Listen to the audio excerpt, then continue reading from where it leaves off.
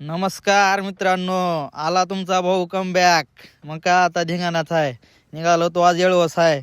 आम्ही चाललो होतो आता जेवायला. आम्हाला कोण फोन लावा नाही, आम्ही स्वतःच फोन लावून निघालो जेवायला. जात जात पहिले तेल टाकून घेऊ म्हणलं. मग काय आलो का पंपावर. दुनियाची गर्दी होती पंपावर तर भयानक. मग काय पोरं 500चं म्हणून 50 रुपये काढू काढू देऊ लागते. काय पोरवाची पद्धत आणि काय नाही. आलो इकडं पुढं बघाव का आपला लुक कसा दिसायला खतरनाक. इथे एक सुपारीसाठी 4 पोरवाचे भांडण हो का. काय करावं काय नाही काय सुद्धा कळलं लागेल. तर मग आलो बघा पुढे हो का. शेतमालक तर माझ्या ओळखीचा ना पाळखीचा. मी उगाच आलो होतो फुकट आयतं जेवायला. आलो बघा पुढे इथं सुपारी खायची म्हणला ते पोरव. मग पोरवाला सुपारी बिपारी चारलो.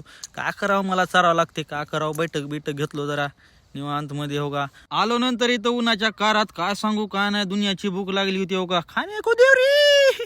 आंबील पेला तर क्वार्टरची नशा झालती. बाबा बाबा बाबा 15 मिनिट झोपलो. पुन्हा निवांत जरा बसलो. मग आता मला सांगा ही पपईची गरज कोणाकोणाला पडते. मला तर माहिती आहे या काळात सगळ्याला पडत असेल. आलो नंतर तिथं पोरवाला भातच भेटा नव्हता मग खायला. मग काय लगेच शाखा क्रमांक 2 गाठलं लगेच शाखा क्रमांक 2. मग शाखा क्रमांक 2चे मालक पवन दादा कांबळे भेट घेतलो. जेवलो निवांत. जुगार पेटला होता. गेलो जुगाराकडं.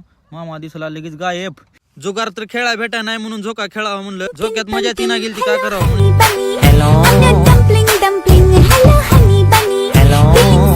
नाचून भूक लागली होती म्हणल्यास लगेच शाखा क्रमांक 3.